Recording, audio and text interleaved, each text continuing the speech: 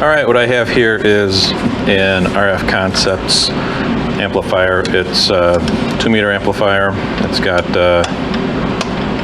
sideband FM. It's a linear amp. It also has a preamp on it. It's an RFC2-417, and you can get it up to 45 watts in, and it should give 170 out, which is pretty cool.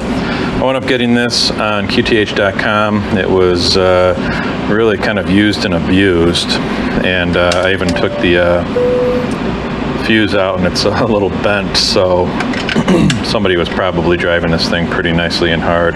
So what I really wanted to do was everything in VHF and UHF at my house is an N connector, and I really didn't want to put the PL259 to N connectors, the connectors on here. So what I was going to do is I want to buy in these N connectors, chassis mount N connectors, and I'm going to try to pop these babies in here instead, and that will I don't know if I really gain anything from that, but hey, it's a Saturday afternoon and I've got nothing going on but wanted to have fun in the lab, so that's what we're about to do. So looks like we're going to need some Phillips screwdriver. Let's see if this one is too big. I did have this amplifier open earlier because, and I'll show you what happened. There was somebody was in here then, and they looks like they tried to put some kind of a external preamp connectivity in here and disable the internal preamp. The person that I bought it from, I guess this probably happened before them, and they had no idea about it, and they had claimed that everything worked, and it was practically impossible because of what I saw in here, which I do have some pictures. Maybe I'll just pop them into this video. But yeah, those are the 4 screws on that side, 4 screws on that side. Pops open, and it's like beautiful 70s circuit board technology. Heck, it might even really be earlier than that. Kind of interesting that there's this relay. It's got like 616. I don't know what that means. It's like June 16th of maybe some year. I know it's not June of 2016. I can't imagine. But this amplifier, there's a little tap-off point right in here where that capacitor is that you can take the receive and run it. I think they had some kind of something running out of this hole. I don't even know what normally goes in this hole. I should probably look that up. But they had it running out, and the wires were just cut and stuffed inside, and they were just dangling in there. It was like really weird. So I wound up looking up the schematic, looked at what actually this was supposed to look like, soldered everything back into place. I think I needed to add a diode, or maybe it was a capacitor I had to pop back into place. But yeah, it looks like this is going to be relatively simple. Popping these off, got looks like there's actually a screw, and then a screw with a nut.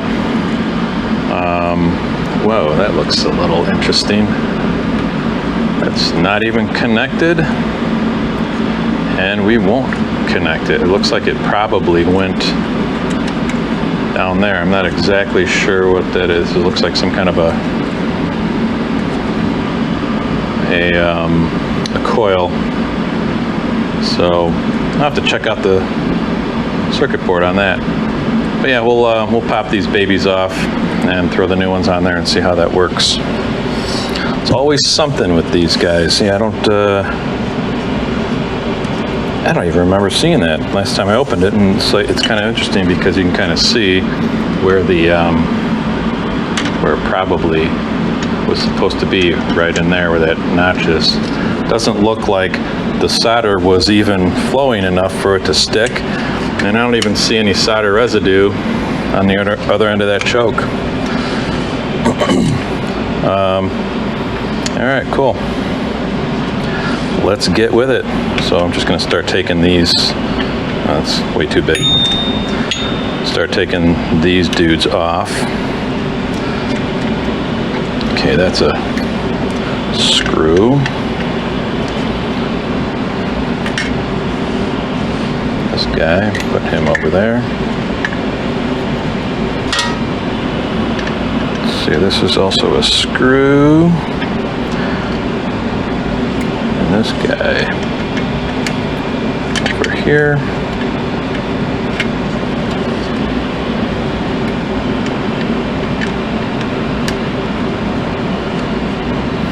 So like I said, I don't, I mean, this is probably massively unnecessary, but yeah, I was looking for something to do on a Saturday afternoon.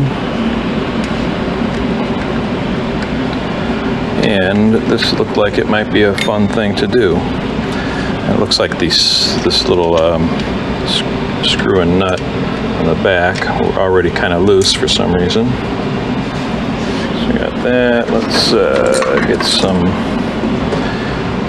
needle nose, get that guy in there. That works.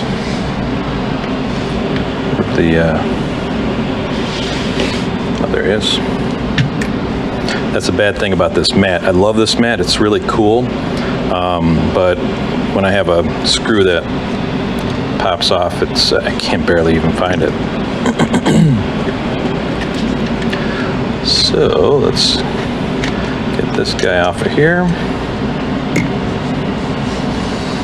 Let's turn it around so you can see. That would probably be nice, right?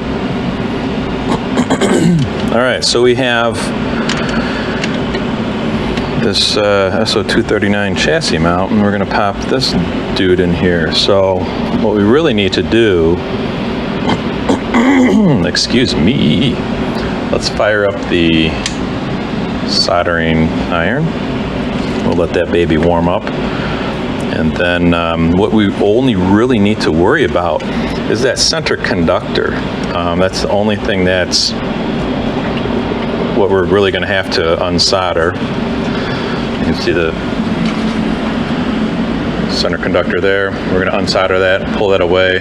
Same thing with that dude. I'm going to get rid of this, this little coil here. And the ground part goes to the chassis here, so that's not a huge deal. We'll just let that sit there, and then when we put on the new end connector, the screw will go through there, and it'll create some connectivity, so that'll work. All right, so this dude should probably be heated up by now. Let's do something like this so you can kind of watch it and see it.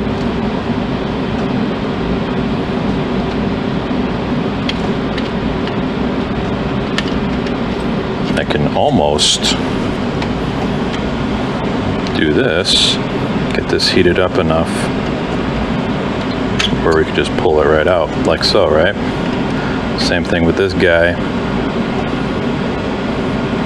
I shouldn't say it's a guy, it's probably a girl because it's got a hole in it, right? Female connector. So that takes care of that. And then what we'll do is take the end connector, just pop it on like so. It looks like it's going to work. As you can see, it's kind of mating just nicely and just right. So what we'll do is we'll take the screws.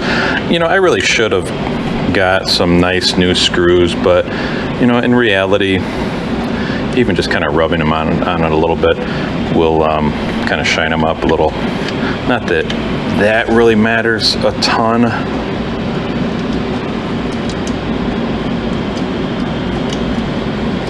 Let's see here. Where did my screwdriver go? Just go like this. Get the other guy over here.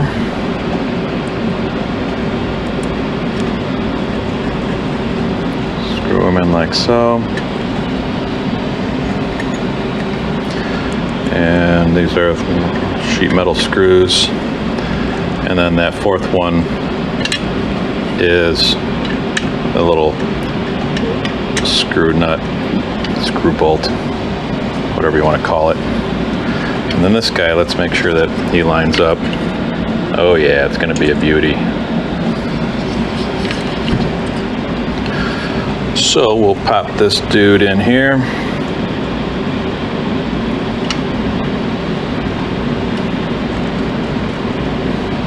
And this dude in here.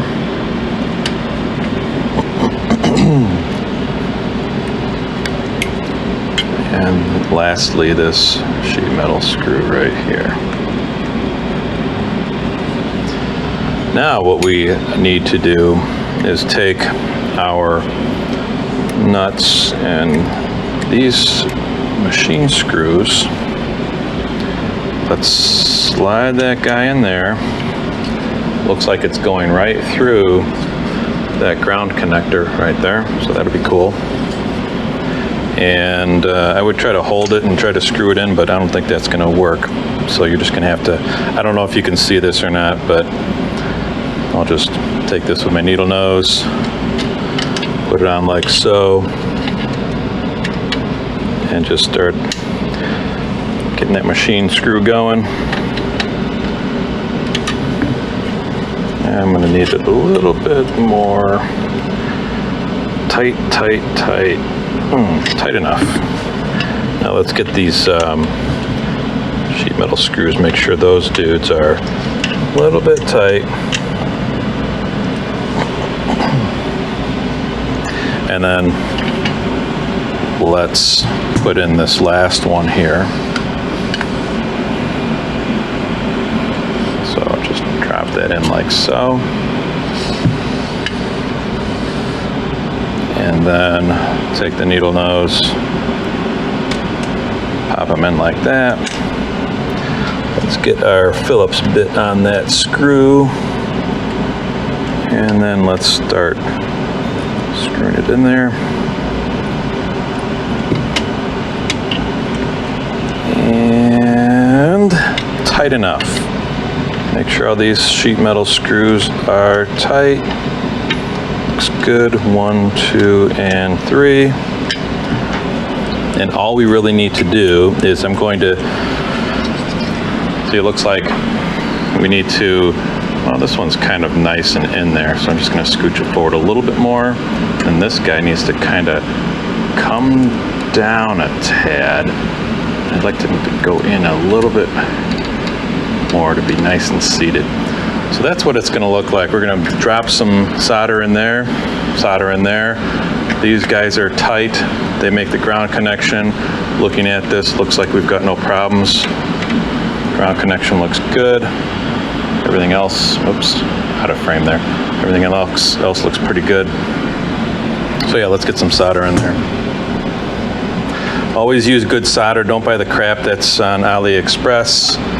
I've had so many problems with it. The solder flux is like weird and something's just not quite right with the stuff on AliExpress. All right, getting that warmed up a little bit. While that's warming up, I'll show you. I kind of like this stuff. This works out pretty good. It's not like $3 for a roll. It's really good stuff. You want to make sure that it's stuff that can flow and looks good afterwards. Sometimes it'll look cloudy and chalky and weird and cracky. That's something that you don't want. So I'll just tap this guy on there for a couple moments. And I have my soldering iron temperature cranked all the way up to 480 because this is some thick metal here. There we go. And that's what we're going to look like. And soldering come off. So there you go. We replaced the SO239s with end connectors. We've got everything popped into there. Whoops. Let's see. It looks pretty good. Solder looks great. Let's button this baby up. So just about the opposite of what we did to put it together. or to take it apart, we're going to put it together.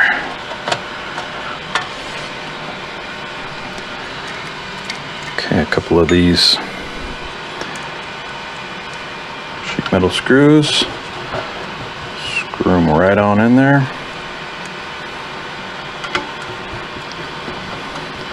And that is about how easy it is to replace an SO239 connector with an N connector. Like I said, was this totally necessarily required? I mean, heck no. Especially with what I'm doing. If I'm like trying to do like moon bounce or EME stuff, I need like every micro dB possible. Yeah, I mean, I know there's loss in those gender changers, and I could have like changed all my stuff to SO239 and PL259, but you know, then I'd have to, you know, I've got a ME2T amp that has all N connectors on it too, so I'd have to change that to back to 259. So now I've got everything as an N connector, and yeah, life is good. I'm gonna go put this baby into action and see what happens. Thanks for watching, appreciate it.